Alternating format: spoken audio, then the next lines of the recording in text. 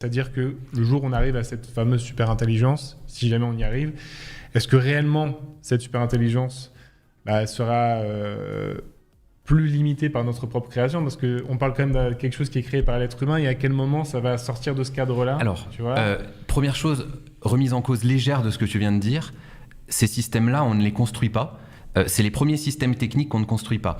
Un avion, on le construit, c'est-à-dire qu'on fait un plan et on traduit dans le réel ce qu'il y a sur le plan. Donc, on est en logique à peu près de contrôle. On sait que le réel va nous amener un certain nombre de conneries et que ça va être un peu plus difficile que prévu, mais on s'attend à avoir à peu près la même chose entre le plan et le réel. Le plan d'un réseau de neurones, d'un système d'IA, c'est le réseau de neurones non entraîné, qui ne sait absolument rien faire.